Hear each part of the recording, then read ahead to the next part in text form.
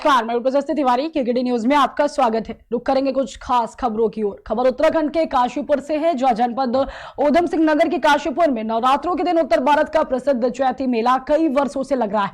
वही 25 दिन तक लगने वाला यह मेला काफी खास है। मां भगवती बाल सुंदरी का यहाँ मंदिर है, जो उज्जैनी शक्तिपीठ के नाम से जाना जाता है। इसके साथ ही आपको बता दें कि नवमी के दिन सबसे पहले मां खोखरा देवी मंदिर में प्रसाद चढ़ाते हैं। इसके बाद मां बाल सुंदरी देवी के मंदिर पर प्रसाद चढ़ाया जाता है। वही खोखरा देवी का मंदिर काशीपुर से उत्तर दिशा में स्थित है। इस मेले में यूपी के बिजनौर, अमरोहा, मुरादाबाद, ऊधम सिंह नगर जनपद सहित देश के अन्य राज्यों से श्रद्धालु आते हैं।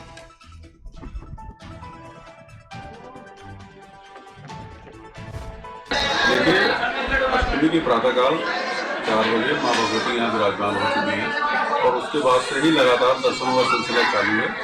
भारतवर्ष के प्रत्येक कोने से, गुजरात से, बंगाल से, सभी जगह से श्रद्धालु यहाँ आ रहे हैं माँ के दर्शनों के लिए। और मैं समझता हूँ अब तक लगभग 2 लाख श्रद्धालु माँ के दर्शन कर चुके हैं। देखिए,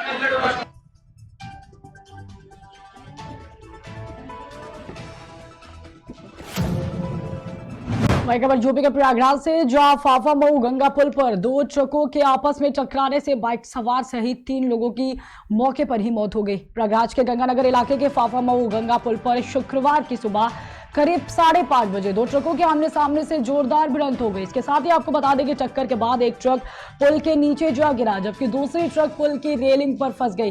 वही सूचना पर पहुंची फाफा मऊ और शिवकुटी पुलिस पुल के नीचे गिरी ट्रक में मृत पड़े 2 शवों को बाहर निकाला है। वही पोस्टमार्टम के लिए भी उन्हें भेज दिया है।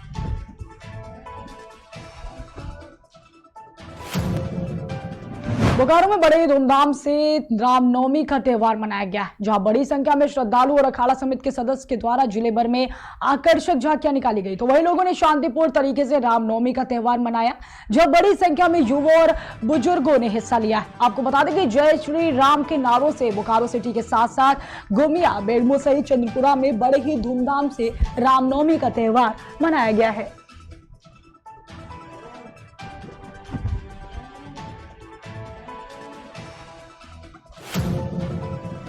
खबर यूपी के सिद्धार्थनगर जिले से है, जहां राजस्व पुलिस और एसएसबी की टीमों ने संयुक्त रूप से छापेमारी कर भारत नेपाल सीमा के सच्ची गांव से भारी मात्रा में खाद्यान्न बरामद किया है। बरामद किए गए यह खाद्यान्न तस्करी कर नेपाल ले जाने के लिए रखे गए थे। इसके साथ ही आपको बता दें कि मुखबिर की सूचना पर की गई इस छापेमारी में 226 बोरे गेहूं और चावल बरामद किए गए। मुखबिर और एसएसबी की सूचना के आधार में आज राजस्व टीम, पुलिस टीम और एसएसबी की टीम ने कई जगह स्थलों पे हमने छापामारी की और जिसमें 226 बोरी गेहूं और चावल प्राप्त किया गया है। अभी इसमें किसी ने दावा प्रस्तुत नहीं किया गया है।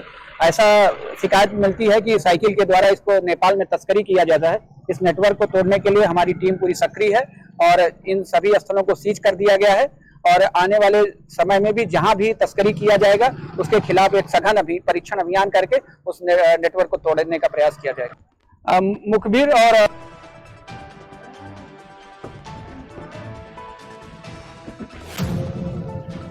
यूपी के जनपद जालौन से, जो अवैध खनन, परिवहन और ओवरलोडिंग के साथ नाबालिग चालकों द्वारा वाहन चलाने की खबर चैनल पर प्रसारित होने के बाद भी प्रशासनिक अमला हरकत में आया है। आज परिवहन अधिकारियों की 2 टीमें जनपद जालौन में कार्रवाई करते दिखाई दी हैं।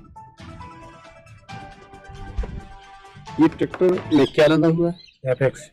ये कहाँ से लेके कहाँ जा रहे थे? झांसी से यहीं जा रहा था नैनापुर। किस विभाग ने पकड़ा और कहाँ पे पकड़ा? सर आईटीओ ने पकड़ा। आरटीओ ने पकड़ा। कहाँ पे पकड़ा? जालौन। क्या कहा उन्होंने?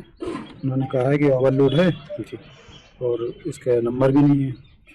नंबर अभी आया नहीं है, नया ट्रैक्टर है इसलिए नंबर नहीं है। जुर्माना कितना लगा? 42,000 रुपये। मार्च का महीना आज अंतिम दिन है और हम लोगों के विभागीय निर्देश है ऊपर से कि ज़्यादा से ज़्यादा बकाये की गाड़ियाँ, ओवरलोडिंग के खिलाफ और अन्य अभियोग में जो मोटर व्हीकल एक्ट का उल्लंघन करके संचालन हो रहे हैं उनके खिलाफ कार्रवाई करने के निर्देश दिए गए हैं। दोनों टीमें सुबह से लगी हुई हैं। एआरटी प्रवर्तन प्रथम दल कोच में लगे हुए हैं, मैं जालौन में लगा हुआ। अवैध खनन और ओवरलोडिंग की खबर दिखाई जाने के बाद जिला प्रशासन हरकत में आया है।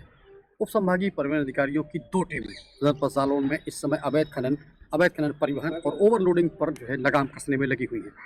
जालौन की अगर हम बात करें तो जालौन कोतवाली क्षेत्र में उप संभागीय परिवहन अधिकारी विनय कुमार ने आज जो है सघन चक्की अभियान चलाया है और चक्की अभियान के दौरान 2 ओवरलोड वाहनों को जब्त किया है। एक वाहन जिस पर बालू लदी बताई जा रही है और एक वाहन जो मेरे पीछे आप देख सकते हैं ट्रैक्टर, इसमें इंटरलॉकिंग लगा। इस इंटरलॉकिंग ट्रैक्टर ये झांसी जिले से जालौन में इंटरलॉकिंग लेके आए। हमने अब दो दिन पहले अपने चैनल पर खबर दिखाई थी कि जिसमें नाबालिगों द्वारा जो है वाहनों का संचालन किया जा रहा था और जिसमें अनियंत्रित होकर एक ट्रैक्टर पलटा था, तो एक नाबालिग मजदूर की मौत हो गई थी। इस खबर को संज्ञान लिया गया है और खबर के बाद अब जिला प्रशासन ने इस पर अपना कानूनी हंटर चलाया है। इस ओवरलोड वाहन पे 42,000 का जुर्माना लगा है। साथ ही बालू लदा जो ट्रैक्टर है उस पर भी लगभग 70,000 80,000 के आसपास उस पर भी जुर्माना लगा है। इस संबंध में जो संभागीय परिवहन अधिकारी उनसे हमने जब बात की तो उनका कहना यह था कि प्रशासनिक जो है दिशा निर्देशों के बाद ये जो है क्या नाम द्वारा एमजे रोड स्थित इंपीरियल होटल के सामने चैत्र नवरात्रों और रामनवमी के शुभ अवसर पर संजय ट्रैवल्स की ओर से एक विशाल भंडारे का आयोजन किया गया। इस दौरान सभी लोगों ने भंडारे का प्रसाद ग्रहण किया है। आपको बता दें कि रामनवमी के शुभ अवसर पर शहर में जगह जगह भंडारों का आयोजन किया जा रहा है। इसी क्रम में हर वर्ष की भांति इस वर्ष भी संजय ट्रैवल्स की ओर से एक विशाल भंडारे का आयोजन किया गया। क्या नाम है तुम्हारा? अमित अग्रवाल। नवल जी, किस तरह का भंडारा हो गया है? बहुत अच्छा भंडारा हुआ, लोगों ने भी खाया कि उन्होंने भी बताया कि बहुत अच्छा भंडारा हो रहा है और संजय ट्रैवल्स की और बहुत बढ़िया भंडारा हुआ, बहुत बड़ा भंडारा हुआ और कितने साल से हो रहा है? ये 10 साल से हो रहा है और आगे भी होता रहेगा इस नवमी। क्या नाम है तुम्हारा? पवन। किस तरह का भंडारा किया? भंडारा बहुत ही अच्छा, बहुत ही सुंदर, हर साल भंडारा होता है यहाँ पर संजय ट्रैवल्स पे। जो हमारे सेठ जी हैं संजय गुप्ता, रोबिन गुप्ता जी, और सबों ने भंडारा खाया। भैया है हमारे, इनने भी खाया, बहुत अच्छा भंडारा है। हर साल कराते हैं, विशाल भंडारा होता है हर साल संजय ट्रैवल्स की तरफ से। और क्या नाम है तुम्हारा? नाम मेरा देवेंद्र कुमार जैन। जैन साहब, किस तरीके का भंडारा किया गया है? भैया संजय ट्रैवल्स का जो भंडारा हुआ है बहुत ही एक तरफा भंडारा है। ये हर साल कराते हैं अपन और हमें लगता है कम से कम 1500-2000 करीबन आदमी अपना भोजन करके गया अपने यहाँ से। हाँ। क्या नाम है तुम्हारा? अमित।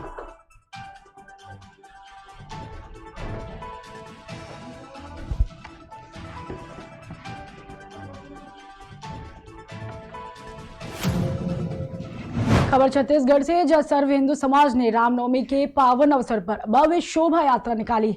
इसके साथ ही जय जय श्री राम के नारों से जांजगीर शहर नहीं बल्कि अयोध्या लग रहा था। आपको बता दें कि रामनवमी के पावन अवसर पर सर्व हिंदू समाज के द्वारा जांजगीर के नैला स्टेशन चौक से जांजगीर के कचहरी चौक हनुमान मंदिर तक शोभा यात्रा निकाली गई। शोभा यात्रा को लेकर के शहर वासियों में भारी उत्साह और खुशी का माहौल देखने को मिला है।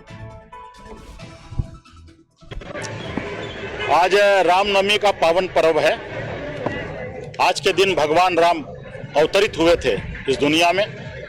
मैं सबसे पहले क्षेत्र के और पूरे प्रदेश के सभी नागरिकों को रामनवमी की हार्दिक बधाई देता हूं, शुभकामनाएं देता हूं। ईश्वर से कामना करता हूं कि हमारे पूरे क्षेत्र और अंचल में, पूरे छत्तीसगढ़ प्रदेश में सदा सुख रहे, शांति रहे और समृद्धि रहे।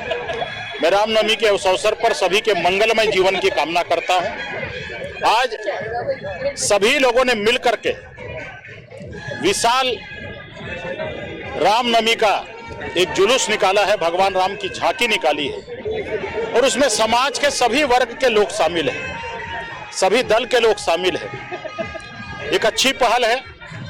मैं आयोजन करने वाले हमारे नगर के नागरिकों को बहुत बहुत शुभकामनाएं देता हूं, बधाई देता हूं, विशेषकर नौजवानों को जिन्होंने एक अच्छी पहल की है और आने वाले वर्षों में राम नवमी के दिन और विशाल शोभा यात्रा निकले।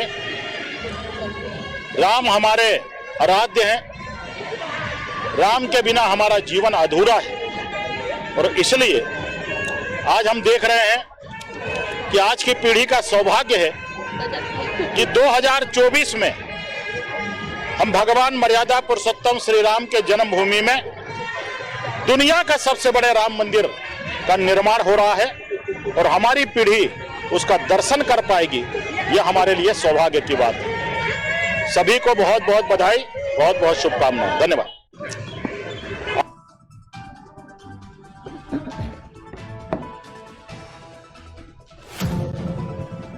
खबर गोरखनाथ से, जो मुख्यमंत्री योगी आदित्यनाथ ने गोरखनाथ मंदिर में कन्या पूजन और भोजन कराकर दक्षिणा दी है। आपको बता दें कि उन्होंने कहा है कि प्रधानमंत्री के नेतृत्व में रचनात्मकता का विकास हुआ है। इसके साथ ही सरकार की देखरेख में रामनवमी के अवसर पर अखंड रामायण का पाठ सकुशल कराया गया। इसके साथ ही भगवती सिद्धिदात्री का दर्शन के लिए प्रदेश भर में लाखों श्रद्धालुओं की भीड़ उमड़ पड़ी।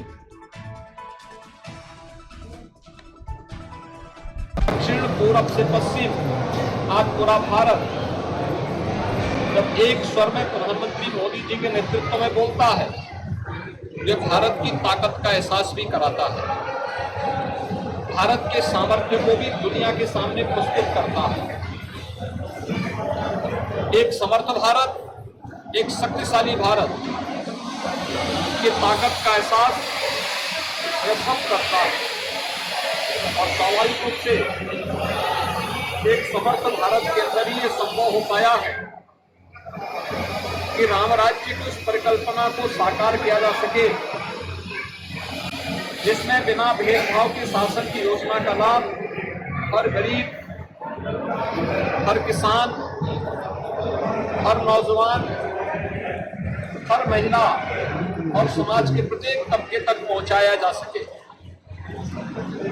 इस सदी की सबसे बड़ी महामारी के दौरान सरकार की संवेदनशीलता और सरकार के सामर्थ्य को देश और दुनिया ने देखा है और इससे पहले भी अनेक जो कार्यक्रम जन कल्याणकारी प्रारंभ हुए हैं केंद्र सरकार के द्वारा, राज्य सरकार के द्वारा, वह भी हम सबके सामने है। आपने सबने इस चीज को देखा होगा, बिना भेदभाव के हर गरीब को शौचालय की सुविधा उपलब्ध होना, हर गरीब परिवार के पास सिर रखने के लिए छत उपलब्ध होना, हर गरीब के पास एक स्वस्थ ईंधन की व्यवस्था उज्ज्वला योजना के अंदर उन्हें उपलब्ध करवाने की व्यवस्था करना, हर गरीब को विद्युत के निःशुल्क कनेक्शन उपलब्ध करवाने की व्यवस्था हो, या फिर संकट के इस समय में हर गरीब को निःशुल्क राशन की सुविधा उपलब्ध करवाना, अनेक ऐसे कार्यक्रम हैं जिन कार्यक्रमों के माध्यम से प्रत्येक नागरिक के जीवन में व्यापक परिवर्तन करने एक बृहद अभियान का हिस्सा सरकार बनी और सफलतापूर्वक उसे आगे बढ़ाया। मर्यादा पुरुषोत्तम भगवान श्री राम का जन्मोत्सव का कार्यक्रम भी अभी पूरे उत्साह और उमंग के साथ सभी देव मंदिरों में संपन्न हुआ है। आज प्रदेश के अंदर अलग अलग स्थलों पर अयोध्या में श्री राम जन्मोत्सव का कार्यक्रम पूरी भव्यता के साथ लाखों की संख्या में श्रद्धालुओं की उपस्थिति में संपन्न हुआ है और देव मंदिर में अयोध्या धाम में काफी उत्साह है, काफी उमंग है। कल से लेकर के अब तक 15 लाख से अधिक श्रद्धालु अब तक अयोध्या धाम पे पहुंचा है। ब्रह्म मुहूर्त से ही वहां पे पवित्र सरयू नदी में स्नान करने के बाद श्री हनुमानगढ़ी और राम जन्मभूमि के साथ साथ सभी पवित्र स्थलों में दर्शन के बाद श्री राम जन्मोत्सव के कार्यक्रम के साथ शामिल हो रहा है। देश भर के सभी शक्तिपीठों में भी इस अवसर पर जगत जननी मां भगवती के सिद्धिदात्री स्वरूप का दर्शन करने के लिए लाखों की संख्या में श्रद्धालु जब उमड़े हुए हैं। राज्य सरकार ने एक और यह व्यवस्था सुनिश्चित की है कि बासठवीं नवरात्रि के अवसर पर देव मंदिरों में दुर्गा सप्तशती का पाठ और रामनवमी के अवसर पर अखंड रामायण का पाठ हो। ये सभी जनपदों में आयोजित हुआ। सभी जनपदों में कार्यक्रम सुचारू रूप से संपन्न होने के साथ ही श्रद्धालुजनों की सुविधा और उनकी सुरक्षा की पुख्ता व्यवस्था की गई। हम सब इस बात को जानते हैं कि धर्म हमें कर्तव्य का बोध कराता है। धर्म को हम मात्र उपासना विधि न समझें, बल्कि यह हमें सन्मार्ग पर चलने और हमारे कर्तव्यों का बोध हमें कराता है। और इसलिए सरकार के स्तर पर हम सात्विक वृत्ति को सकारात्मक और रचनात्मक ऐसा है हमारे कल दो वही खबर सहारनपुर से, जो संविधान और लोकतंत्र की धज्जियां उड़ाने वाले तथा कथित दबंग प्रधान के खिलाफ 24 घंटे बाद भी पुलिस ने कोई कार्रवाई नहीं की। स्वयं के गलत कृत्य छुपाने के लिए प्रधान द्वारा मीडिया पर ही गंभीर आरोप लगा दिए गए हैं। इसके साथ ही पूरे प्रकरण में ग्रामीण पत्रकार एसोसिएशन ने बड़े आंदोलन की चेतावनी दी। आपको बता दें कि सीओ कार्यालय के सामने एकत्रित हुए देवबंद के पत्रकार पूरे घटनाक्रम की निंदा कर रहे हैं। वहीं मीडिया द्वारा प्रशासन को 24 घंटे की चेतावनी दी गई है। साथ ही ग्रामीण पत्रकार एसोसिएशन के जिलाध्यक्ष आलोक तनेजा से वार्ता के बाद पत्रकारों ने बड़ा फैसला लिया। शनिवार से जिले के समस्त पत्रकार देवबंद में मौजूद धरना प्रदर्शन में शामिल होंगे। इसके साथ ही पत्रकारों के खिलाफ अमर्यादित भाषा, प्रदेश भर के पत्रकारों में भारी नाराजगी देखने को मिल रही है। ग्रामीण पत्रकार एसोसिएशन के जिलाध्यक्ष आलोक तनेजा ने बोला है कि ये नहीं होने दिया जाएगा। इसके साथ ही उन्होंने कहा है कि दबंग लोगों की दबंगई से पत्रकार जो है वो डरने वाले नहीं है। ऐसा है, हमारे कल दो पत्रकार साथी ग्राम हासिमपुरा में गए थे और वहां पे उन्होंने जो जबरदस्त भ्रष्टाचार कर रखा उस प्रधान ने वहां के उसे उजागर किया था। कुछ ग्रामीणों ने वहां बुलाया था। उसके बाद उसने जो है फोन करके कि भद्दी भद्दी गालें पत्रकारों को दी, पूरे समाज को दी, जिससे जो है पूरे पत्रकार समाज में आक्रोश फैल गया। कल भी हम जो है कोतवाल साहब से मिले थे, लेकिन 24 घंटे बीत गए, अब तक कोई कार्रवाई नहीं। तो इसलिए आज यहाँ सीओ ऑफिस में हमने मीटिंग की। सीओ साहब से मिलने के लिए आए थे, सीओ साहब यहाँ पे है नहीं, तो हमने ये निर्णय लिया कि कल का टाइम हम प्रशासन को देते हैं। कल प्रशासन ने हमारी बात मान ली, उसके खिलाफ मुकदमा दर्ज कर दिया तो ठीक है, नहीं तो परसों से पूरा पत्रकार समाज देवबंद का भी और अन्य तहसीलों का भी और जिले का भी सब एक साथ जो है धरने प्रदर्शन पर बैठेगा। और जब तक उसके प्रधान के खिलाफ मुकदमा दर्ज नहीं होता, जब तक उसे जेल भेजा नहीं जाता, जब तक जो है पत्रकार समाज धरने से नहीं उठेगा। हमारी मीटिंग हुई है, जो ग्राम प्रधान है इसका हासिमपुरा का, जिस प्रकार से उसने मीडिया के परिवार के लोगों को गाली गलौज की है और जिस प्रकार से असभ्य और अमर्यादित भाषा का उसने प्रयोग किया है, बिल्कुल निंदनीय है। इसको लेकर सभी पत्रकार साथियों में भारी रोष है, क्योंकि जिस प्रकार से प्रधान एक तरीके से दबंगई दिखाना चाहते हैं और कहीं ना कहीं लोकतंत्र की हत्या वो कर रहे हैं चौथे स्तंभ पर सीधा हमला कर उस संबंध में अब तक जो पुलिस प्रशासन द्वारा कल उसमें तहरीर दी गई थी, अब तक कुछ इस प्रकार का रिजल्ट नहीं आया। उल्टा हमारे लोगों के खिलाफ ही तहरीर दे दी गई कि भाई 50,000 रुपए रंगदारी मांग रहे थे, वो गए थे। तो भाई अब तक कहाँ थे प्रधान? अगर 50,000 उनसे किसी ने रंगदारी मांगी थी तो कहाँ सो रहे थे अब तक? वो बताना चाहिए था जब उनसे मांगी गई थी। तो बिल्कुल एक तरीके से मीडिया को सीधी और लोकतंत्र के चौथे स्तंभ को सीधी चुनौती देने का काम कर रहे हैं और एक तरीके से कहीं ना कहीं दबाने का प्रयास कर रहे हैं। तो इस संबंध में हमारे जो साथी सभी साथियों की मीटिंग हुई, उससे अभी मीटिंग बुलाई हुई, हम सीओ साहब से मिलने आए थे, वो फिलहाल अभी शायद गए हुए हैं, कई बार हैं। तो इस संबंध में कार्रवाई में इसमें नहीं होती है तो कल तक का प्रशासन को समय दिया गया है कि इसमें अगर कल तक प्रशासन पूरे मामले में कार्रवाई करता है तो ठीक है, अन्यथा हम परसों से यही सीओ कार्यालय पे ही अनिश्चितकालीन धरना प्रदर्शन शुरू करेंगे। और इस संबंध में जैसे भी अपने अध्यक्ष हैं माननीय अध्यक्ष आलोक तनेजा जी, उनके दिशा निर्देश हमें प्राप्त होते रहेंगे, उसी प्रकार हम काम करेंगे। लेकिन किसी भी प्रकार से जिस प्रकार से वो हमारे माँ बहनों को, हमारे परिवार के सभी मीडिया के जगत को पूरी तरीके से वो गाली दे रहा है, वो कहीं ना कहीं घटना और दूसरा भी निर्णय में लिया गया है। ऐसा है, हम बड़े एक छोटे से ब्रेक के लिए जल्द हाजिर होंगे।